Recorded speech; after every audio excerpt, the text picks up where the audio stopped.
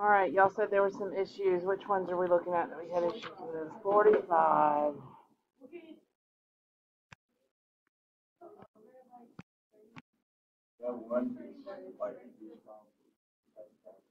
Okay, I don't remember which numbers I gave y'all. All right. The first ones were fine. Everybody's okay on the first one? Or nah? Yeah, what numbers are they? It starts with 31? Okay, so let me explain this to you. Let me explain it. So, tell them why, Henry. Why do you have to add a pi to your answer? Because like tangent, there's two square root roots. Right? So the first one, it's like a whole unit circle. And like the second one is it's like the second rotation too. Okay, so look at the restriction there on the end of it. It says that x is between what? 0 and 2 pi. That means I'm looking on the entire unit circle all the way around. Well, if you look, every tangent value repeats. Wherever it is, it'll repeat again pi radians later, right? If you look at it. So whenever I find the answer to this, I add that pi in to get the second answer because I have to include both. That's why they're getting. You'll use that same process for the cosines and the sines and everything else. So look at your unit circle. Yeah, look at your unit circle. We'll add pi over 6, square root of 3 over 3, right? If I look at the whole unit circle, where does square root of 3 over 3 happen again? Directly across. 180 degrees away. So I add pi to it. Yeah.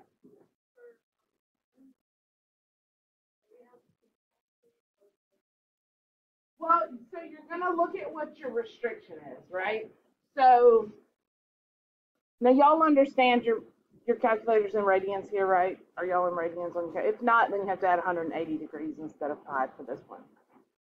But just make sure you always want your calculator in radians, unless it's rare that it's in degrees. So make sure you hit mode and you're in radians. But y'all know how to solve that second tan 2.5? Are y'all with me there? Okay. Yeah. You do, but you have, so whenever I do this, whenever I do the inverse tangent of 2.5, you get 1.19 approximately. Take it out 3 places. That's what College Board likes to see, even if it's a 0. Get used to that because you'll lose your answer point if you don't take it out 3 places. So, okay. But because the tangent here is 1.190 and tangent repeats every pi radian, then I'm going to come in here and I'm going to say, okay, well, to this I'm going to add pi. So this is one answer, and then the next answer is going to be approximately, look, I'm not even in radians myself.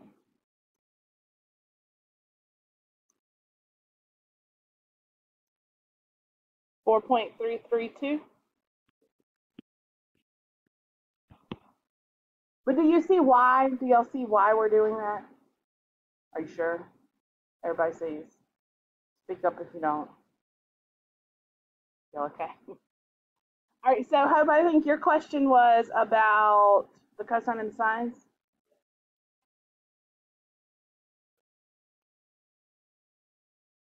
Okay, so yes, that would be if you were looking for every solution, but because you have some restrictions here, so for like 32, you're between 2 pi and 4 pi, right?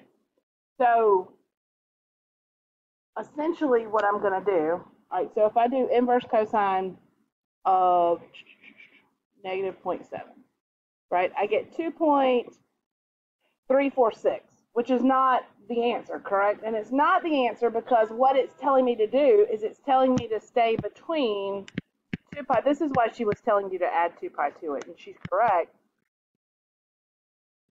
This is saying loop around the entire circle and come back around. So if you were to do, and if I'm not explaining this well, y'all tell me. Sometimes when it clicks for y'all, you can explain it even better than I can.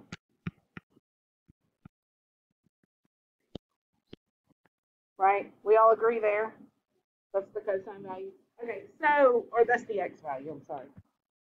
So x is approximately 2.346, but not yet because I have to take this into account.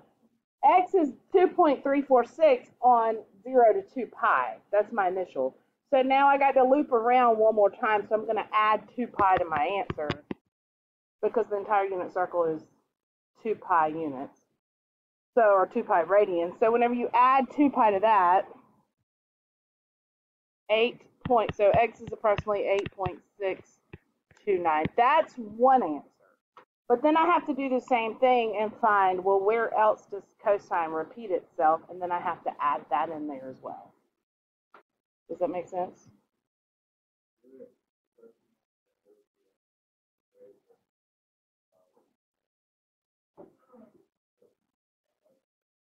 If it's between 0 and 2 pi, yes. But you're talking about whenever you do it initially? Yes. Yes. Then you'll be on the very first loop. Okay, so, well, you have to look. So where on your unit circle, what am I talking about, cosine or sine? Cosine. How often does cosine repeat itself in the whole unit circle? How far away am I? How many radians am I away when that happens? And is that true every time? So look at your unit circle. I'm going to click through.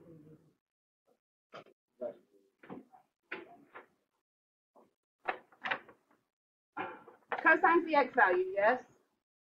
Where is the x value exactly the same for cosine all the time?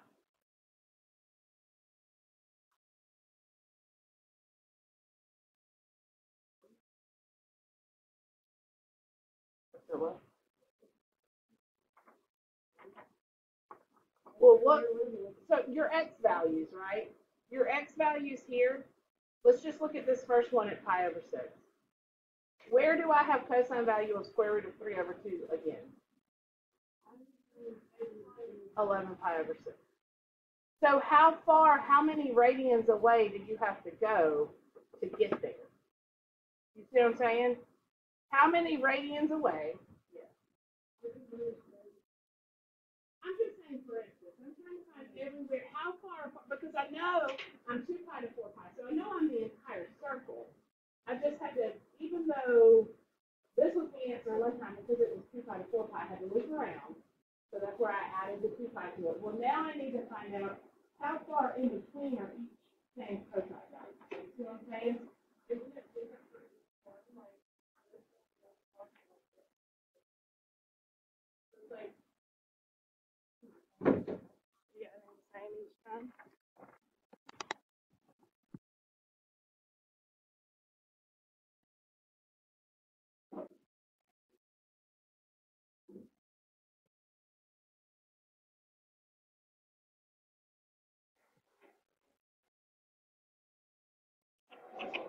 So if we loop back around,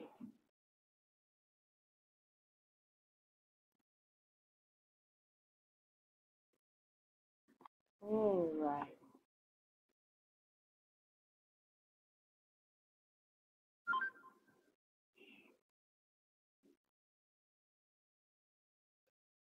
What are we doing? We're in quadrant 2.2, 2.3.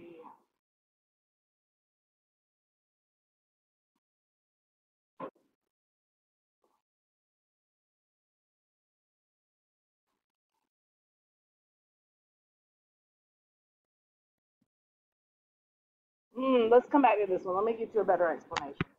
Stay with this one. The tangents are easy. Stay with this one for right now, and then we'll come back to the second answer on that. I'll have you a better answer tomorrow. I do that frequently in here, y'all, and I'm sorry. Give me something else from your homework. 45.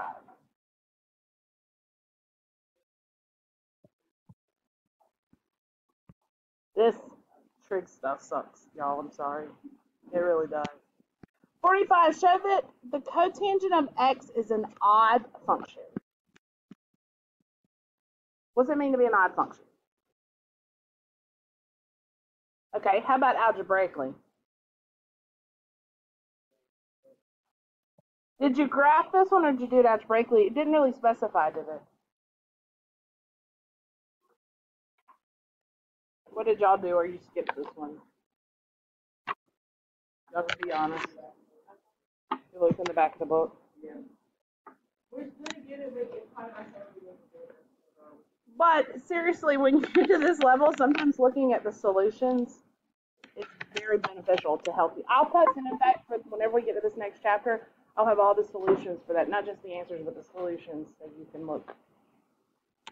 Sometimes that's very helpful. But finish what you were saying, Avery. I'm sorry.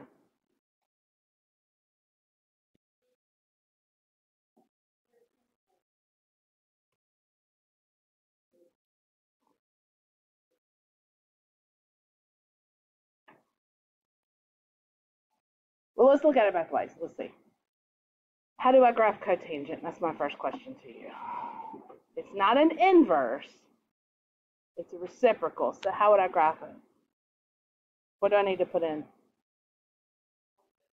1 over tangent, because that's the reciprocal, right? So 1 over tangent.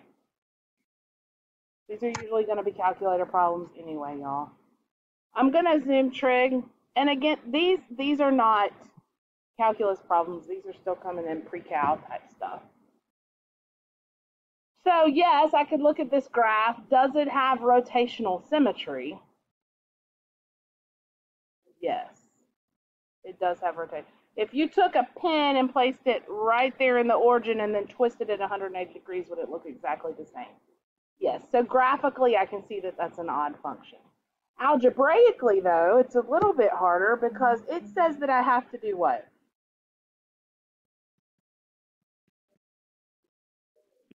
I have to show how. What does it, if I plug negative x in, what happens to the function if it's opposite? If it's, oh, man, if it's odd. I just said it. It's opposite. Every sign changes in there, in the function. So if I put a negative in for cotangent, so let's remember what cotangent is. Cotangent I could write as 1 over tangent, or I could write it as cosine over sine. Agreed? So if I put a negative x in here, let's see what happens. And I'm going to go with this and see if that helps me. Maybe, maybe not. The cosine of negative x divided by the sine of negative x.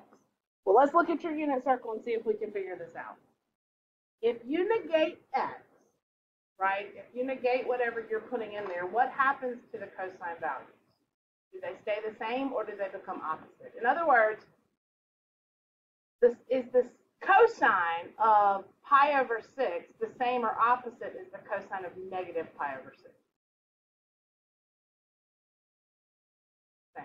Do we all agree? Okay. So would you agree that this is the same thing as cosine? Well, now look at your circle and look at the y value. How about the sine of pi over 6 as compared to the sine of negative pi over 6? It's different. It's the opposite, right? So the sine of negative x is going to equal, agree or disagree? Yeah. So go to, like, for example, pi over 6. What's the cosine of pi over 6? Okay. What if I make it the cosine of negative pi over 6? So go backwards pi over 6. So instead of up here, I'm right down here. What happens to the cosine value? It's the same. Does that happen every time? It does. The cosine of pi is right. Now do the same with the sine value. What happens as you negate that radian measure that you're looking at? What is great? It's opposite, and it's always opposite. So now then I could say, because I have a positive divided by a negative, that is negative cosine over sine, and we know that cosine over sine is in fact cos. They love us to do stupid stuff like that that I think are stupid, but yeah.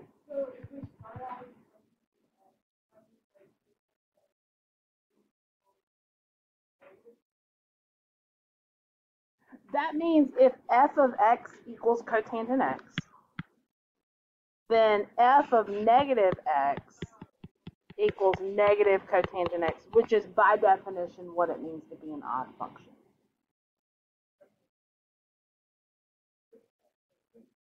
That's just, the odds is when you get opposite signs for everything. I say everything, but it's completely opposite. It's no matter polynomial every time. But something like this is just the opposite sign. If I'd have gotten regular old cotangent out, still okay? Sure. Y'all have to speak up because sometimes I've been past and y'all aren't good, and then sometimes I'm just rambling on and y'all are way past. Everybody's good. Don't get frustrated with these. These will come. Trig is hard. I think we should have a trig class instead of pre-cal. Maybe I should start teaching it as trig instead of pre-cal.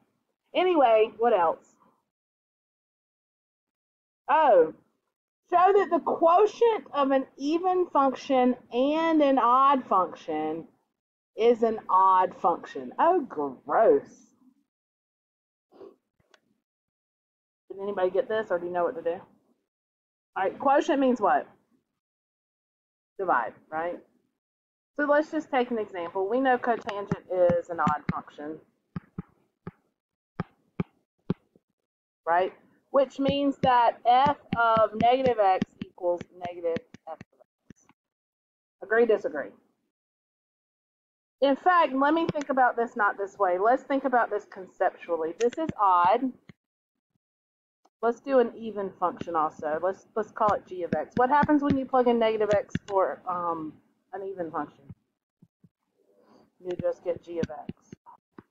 And so they're saying if the quotient of an even and an odd, so this one's even, so they're saying that g of x divided by f of x should give you an odd.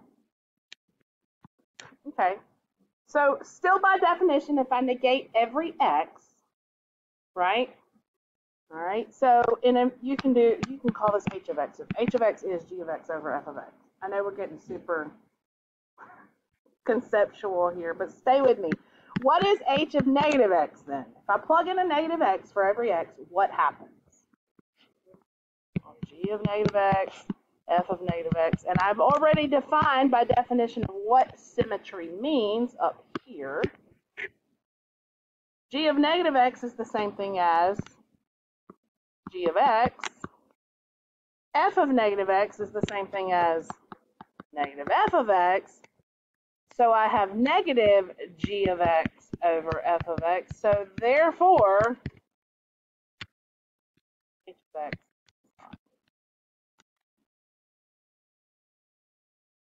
I don't know how they did it in the solutions, but that's how I would go about that. Does that make sense? Y'all are looking like, oh my gosh, what the heck did I get myself into?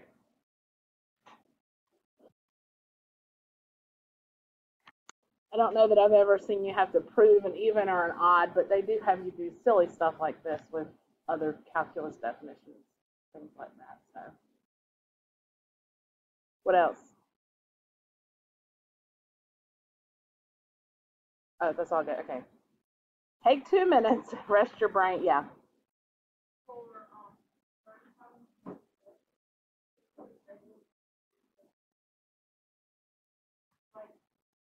That's where you're adding the 2 pi every time because you're looping around every time. So you do, what you usually do is you do plus 2 pi, whatever your answer is, plus 2 pi times k, where k is an integer. Y'all remember doing that in pre-cal where we did that? We did it on a couple of those must-know functions.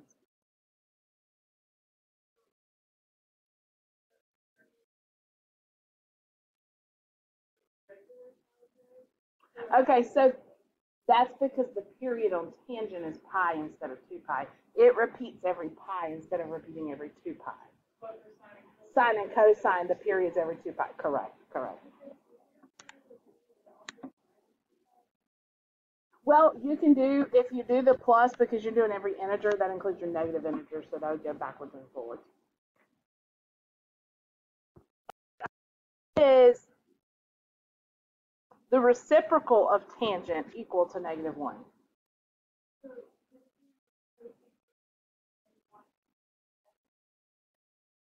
You flip both of them. Yeah, sure. You can do that. So where is that happening on your unit circle? Where is tangent -1 the first time? 3 pi over 4. So x is going to be 3 pi over 4, but because it's negative infinity to infinity, remember that tangent's going to repeat every pi, right? So then I could say, or it's 3 pi over 4 plus pi. It's also 3 pi over 4 plus 2 pi. So instead of continuing to write it this way, and then what I do is I'd say x could be 3 pi over 4 plus k pi, but I need to define k as being an integer because it's every whole pi.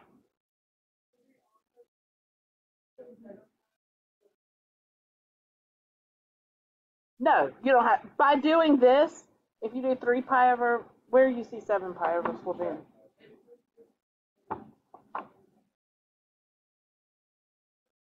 But that's happening every pi. That's if you add pi to it, it'll be there. So it picks it up, yeah. Say that again, Henry. I'm sorry. You can. That's what I think Abby was asking a minute ago. But because you're adding an integer there, and integers are positive or negative, it picks those up. And that would be every single one that ever happens.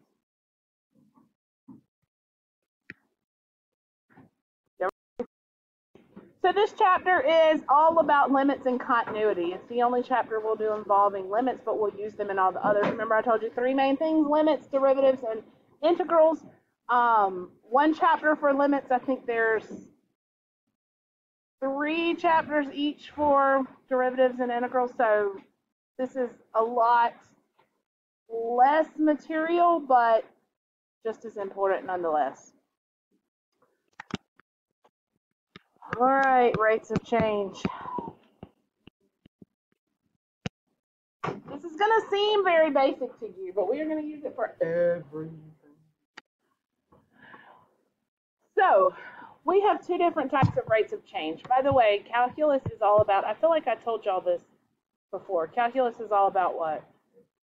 Rates of change, otherwise known as slope. Okay? We will use slopes all the time. So, let's talk about the 2 different kinds of, and this is where you have to start. You're going to look at this and go, oh my gosh, I have never in my life thought about slope this way. Okay, so y'all stay with me. We have 2 different kinds of rates of change, and we'll just talk about the one you're most familiar with, which is the average rate of change. I often call this AROC, but it is nothing more than slope. Now, you know slope to be what? Give me your algebra definition of slope. Rise over run. Or, what else? y2 minus y1 over x2 minus x1. Give me another way to say it. We talked about this last week. Or else that was pre-cal. I start getting confused. Did I show you this? Delta y over delta x. Change in y over change in x.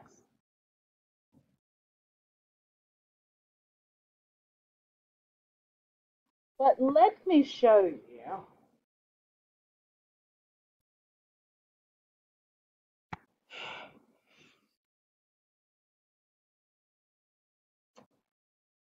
Generally, we work with time a lot, so I'm going to call this, well, we'll still do it X. We'll still do it X and Y, but instead of Y, I'm going to call my function f of X. And I'm just going to draw an arbitrary function on here. And I'm going to define 2 points.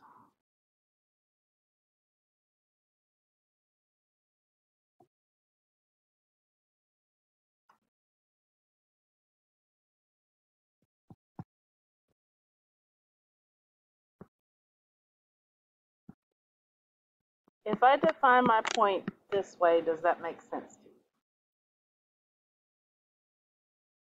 Does that make sense? Because your y value is really your f of x, right? That's plugging x in and finding what the y is there. Now, if I want to know, let's do the bottom first. This is a little easier. Change in x, I can just subtract those x's. That's no problem. But what if I want to know my change in, let's say this distance here is h. Okay? This point is now what? X plus h, f of x plus h, right?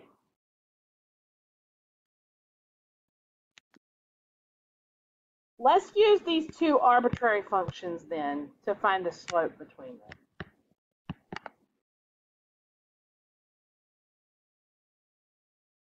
Change in y, I know this looks horrible. Change in y, which is what? F of x plus h minus f of x over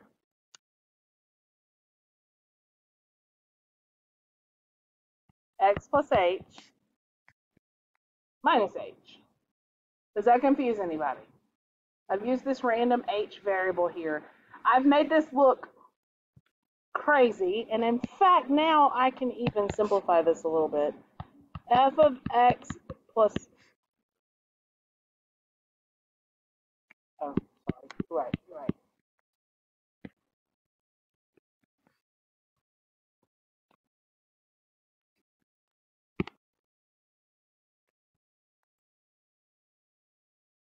Yes or no? So h is now my change in x. Yes? I show you this form because when we get to IROC, this is going to be really important for us to understand where that formula comes from. All right, this is key. Your h is your change in x. Yeah.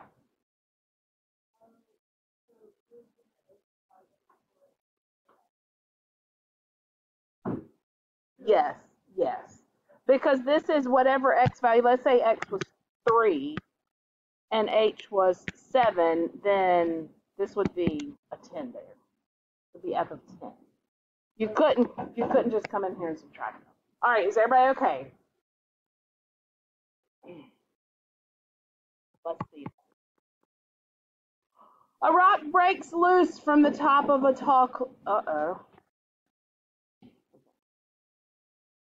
All right. So, a rock breaks loose from the top of a tall cliff. I'm going to try to draw this. No, we're going to apply what we just talked about. We're going to do a slope problem that's a little...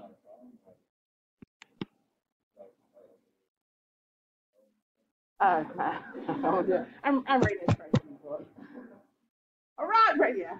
I'm going to pull a Coach Collins. A rock breaks loose. Looks like a goose. No, I'm just okay, let me stop. Just tell me to shut up, please. I didn't sleep well last night.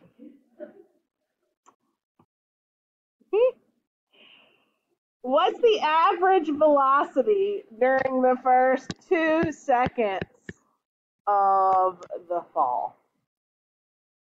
That's all you got. That's it. So the first thing you have to do is go back and you have to know the rate at which things fall, right? Your gravity or whatever it is. What is that? Do y'all know off the top of your head? If you don't, when you're talking about velocity, I think you're talking about acceleration, right? No. Acceleration is 32 times t plus that constant, that, what is it, 9.8 or something? Okay, here you go. Whatever, velocity 16 t squared. So what is the average velocity during the first 2 seconds? Well, if you find velocity by doing 16 t squared, how are you going to find the average velocity over 2 seconds? Well, this is essentially nothing more than slope. It's just written a little bit different way. So when you see average rate of change, average velocity, that word average, you're generally doing the slope. So what I want to know is, if I take where it started, which was 0 seconds, which means 0 velocity, yes, and then I go to 2 seconds, what was its velocity at 2 seconds?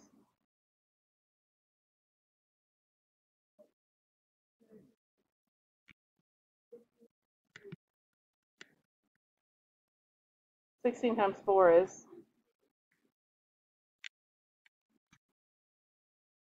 So essentially, I have these 2 different points, but I'm going to show you. So I'm going to do it this way, and then I'm going to show you how to use that convoluted little formula that we just came through. So if I use this and just plug it into slope, right?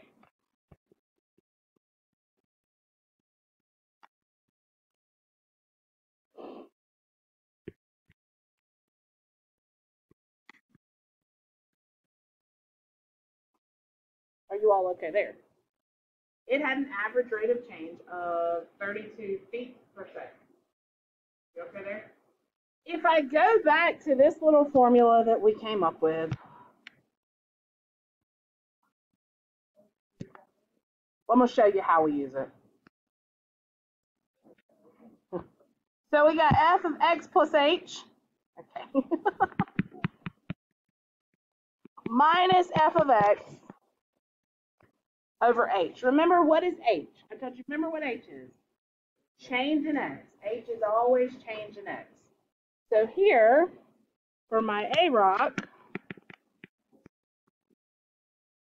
f of x plus h means f of what? Y'all can do this. F of 0 plus, what's my change in x? Change in x, 2. Right? My time is my x. So I'm looking at the average rate of change over the course of 2 seconds. So f of 0 plus 2 minus f of 0 over change in x. I know that this is a lot for such a simple problem, but in just a second you're going to see why we set it up this way and why we did this. Well, so this is really f of 2 minus f of 0 over 2, and now we're back to where we started, right? 64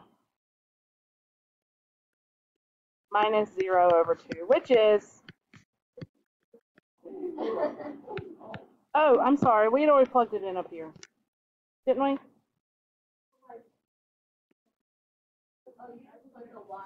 I plugged, yeah. So if f of x is 16x squared, then f of 2. I'm fixing to show you why. Because I told you there's 2 rates of change. This is average rate of change. That's what you're used to. We're fixing to talk about instantaneous rate of change, which is a whole lot harder. But we use this. It's essentially the rate. Oh, wait. Why did you do this? Just to show you how that equation works as we plugged in. No, I just wanted to show you that you're still doing the same thing. All right, are y'all still with me?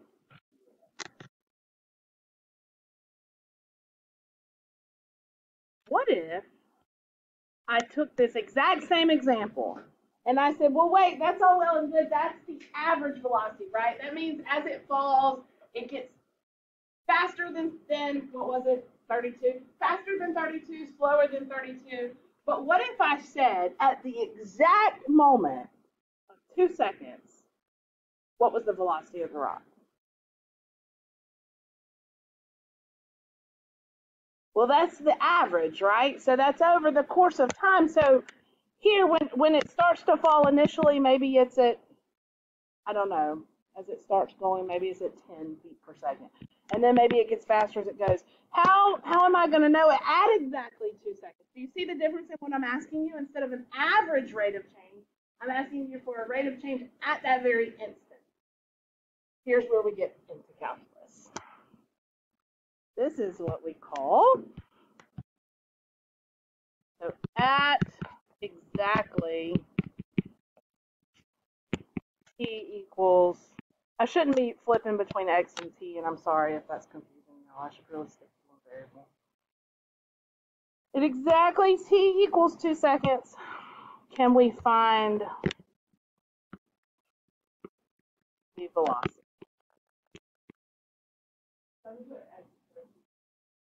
Yeah, you can. This is what we call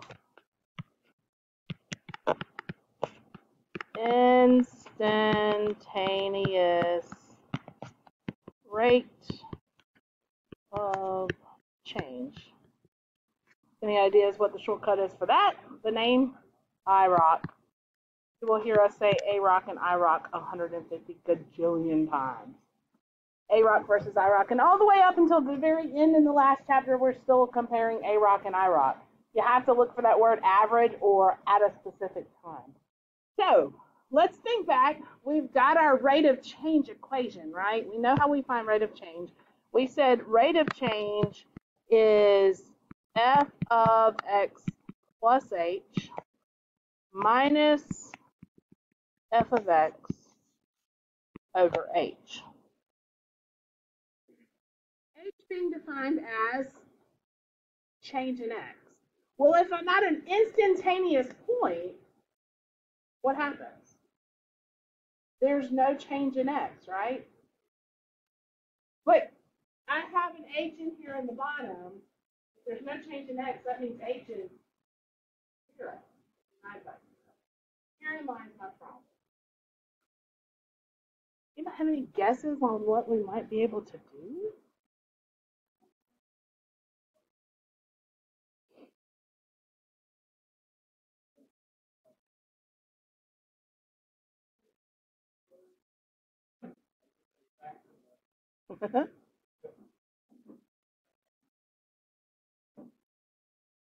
You're actually not too terribly far off.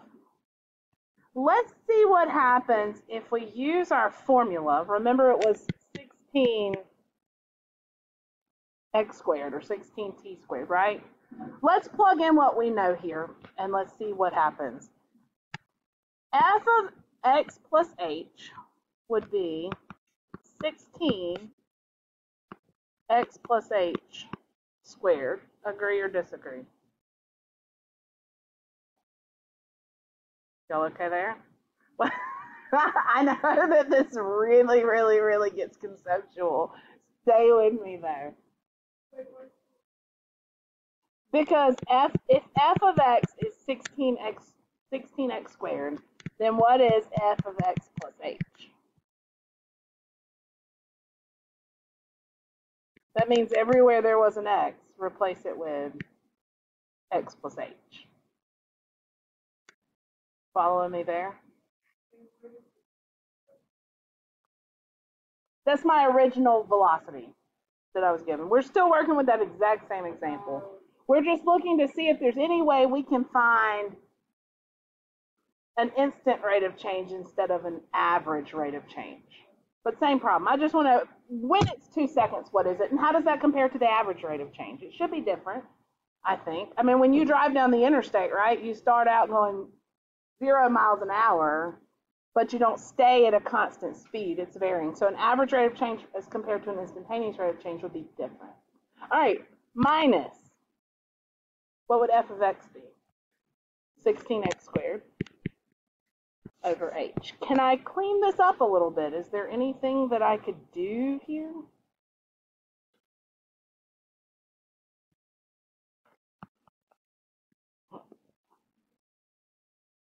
Oh, you distribute that square jaw. No, what do you have to do instead? Foil it. You got to multiply it out. All right, so x plus h squared is really x plus h times x plus h. And if you're not foilers in your head at this point, that's okay. You will be by the end of the class, I promise. This is just x squared plus 2xh plus h squared.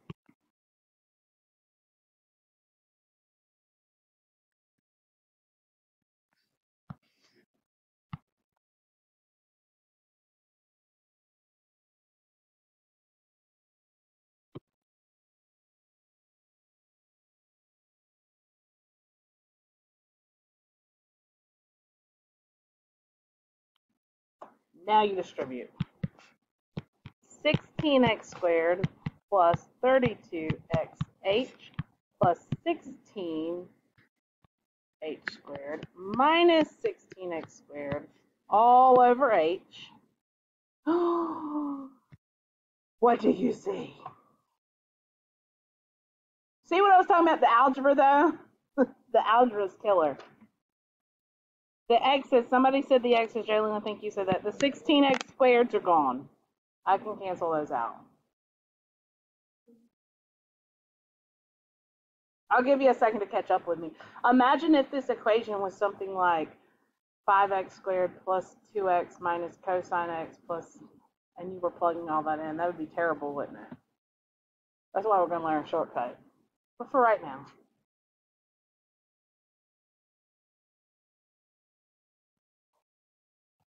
Y'all caught up with me?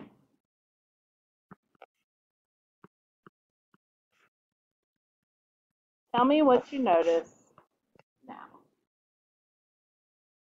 Factor out what? 16h. Factor out a 16h. In fact, I might just get to this point before I even take a 16 out and go, wait, everybody got an h, right?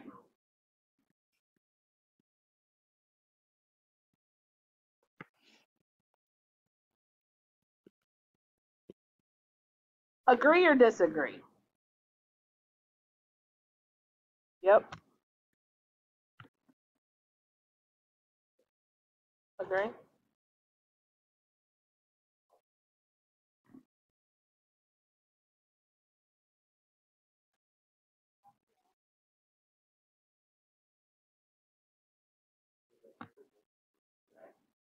Would it?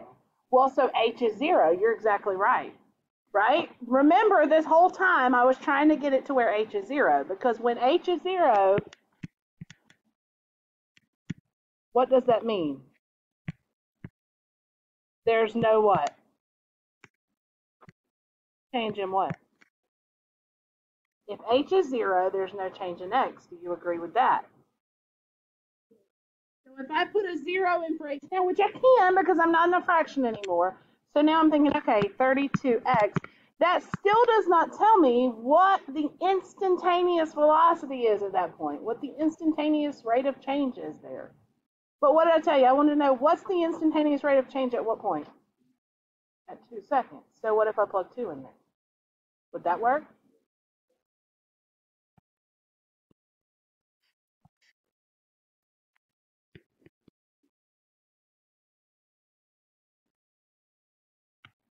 Maybe. Well, let's see what happens if I plug this into the calculator. Take out your calculator a second. Okay. We got 64 feet per second. How we know what? Because it asked me at a specific time, an instantaneous time, instead of over the span of time. At 2 seconds, what was the velocity? Or what was the rate of change? I keep saying velocity. I'm jumping ahead, but what was the rate of change at a specific time?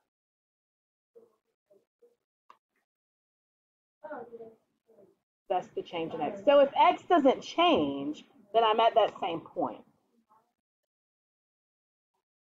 Why are we what? Yes, so I just did that. And you could have done that to start with. We could have up here said 2 and 2, and that would have worked also. We could have plugged it in the beginning or at the end. I say all this to show you, for one, you'll have to be doing this a little bit later, but let me show you on your calculator what this looks like.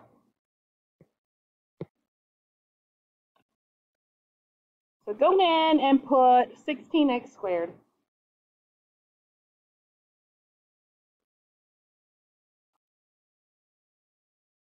No, don't put 16x squared. Let's put,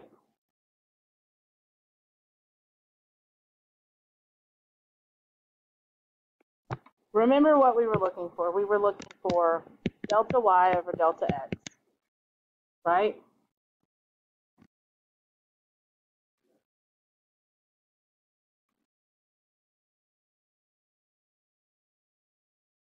So let's put in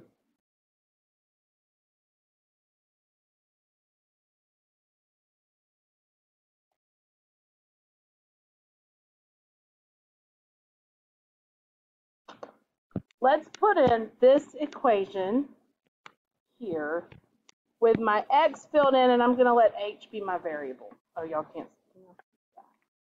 So let's do,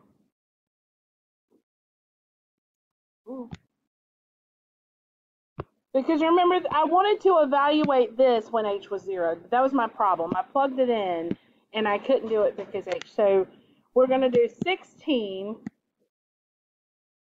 2 plus h squared minus 16 times 2 squared all over h. This, of course, I'm going to replace with x as I put this in. And if you want to clean it up a bit, you can. If you don't want to, you don't have to. This is just 64 if you want to change that. I should be undefined at 0 here, right? Because I'll have a 0 in the denominator.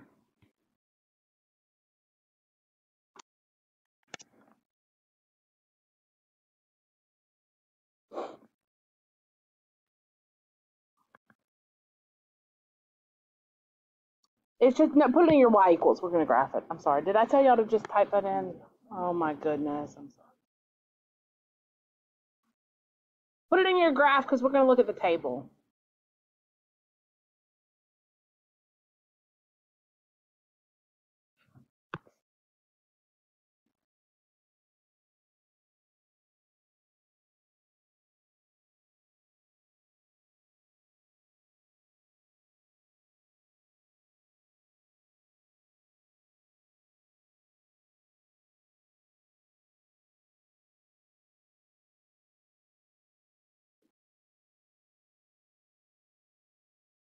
One, two, three, 1, 2, 3. Everybody got that?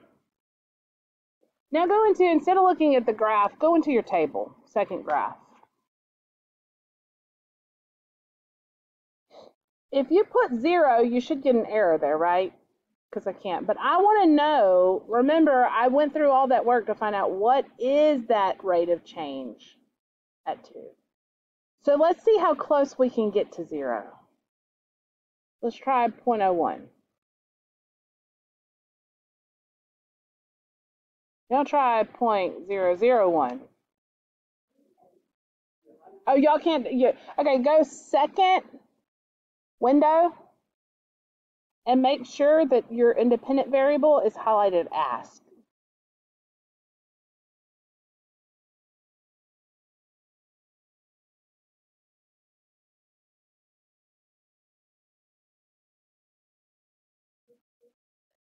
That's okay. Start typing them. 0.01, 0.001, 0.0001, What happens as I get closer and closer to 0? It's getting closer and closer to what value? 64. And no matter how many zeros I add in here, it's never going over .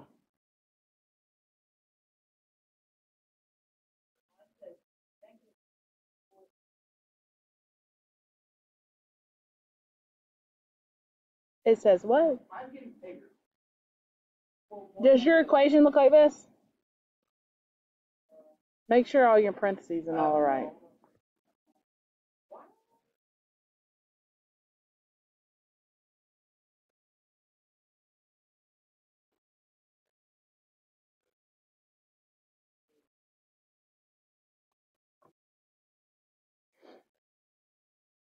I'm trying to get you to something here. I'm trying to make a connection to pre-cal. Does anybody have any idea what it is?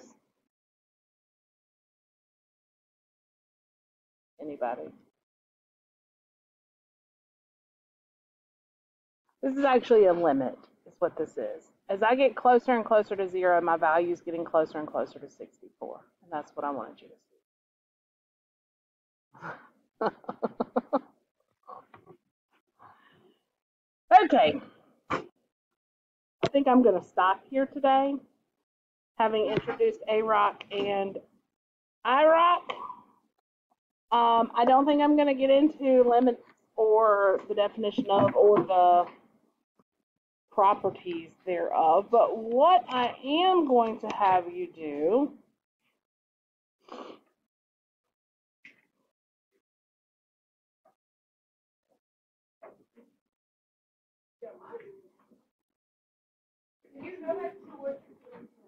yeah. Am I still recording?